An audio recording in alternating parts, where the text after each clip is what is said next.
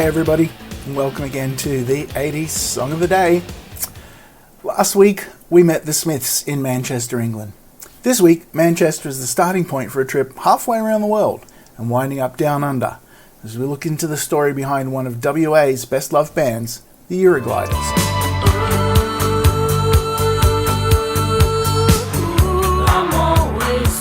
The band had Australian and international success over most of the 80s. Fronted by vocalist Grace Knight and guitarist, songwriter and sometimes vocalist Bernie Lynch, Eurogliders have been described as the accessible face of post-punk new wave music in Australia, with a lasting legacy as well. In 2017, Eurogliders were honoured for their contribution to music in Western Australia and were inducted into the WA Music Hall of Fame. Now, lead singer Grace Knight was born in Manchester in 1955 and had been performing there for some time, when in 1976, desperately missing her sister who had moved to Australia a few years earlier, Grace decided to head down under as well.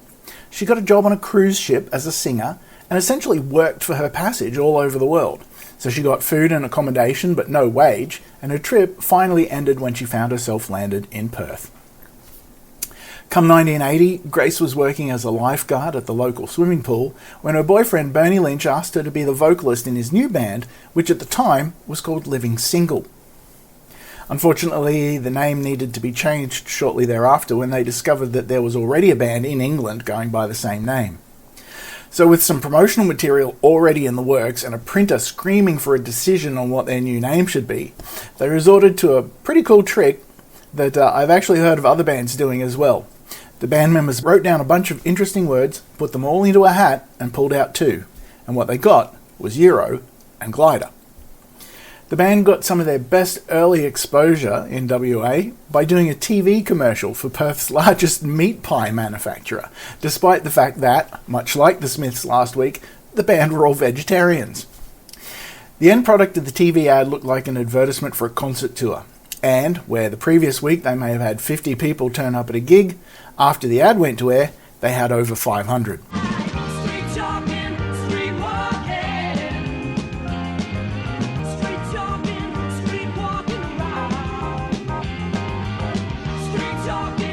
And that really was the beginning of Eurogliders taking off in a big way. The first album was called Pink Suit Blue Day, and their debut single Without You was a top 40 hit. Most importantly, it got them onto Countdown. Do I have to do a video for you guys on what Countdown was? Troubles with their labels, though, saw them released from their contract and switching labels prior to recording their second album, This Island.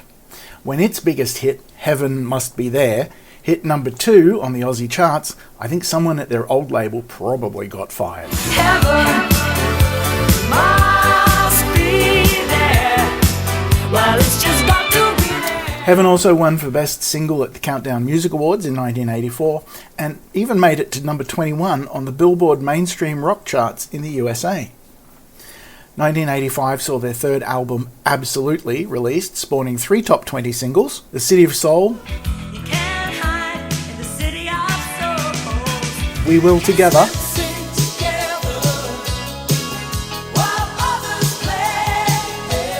Can't Wait to See You, as well as the title track, which only went to 29.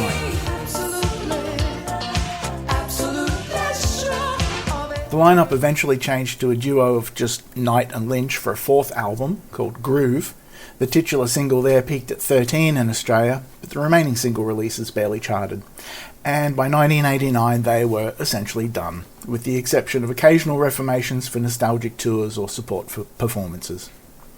Grace has since gone on to reinvent herself as a jazz and blues singer, especially after recording the soundtrack to an ABC TV series called Come In Spinner, along with jazz trumpeter and singer Vince Jones, which proved to be highly successful.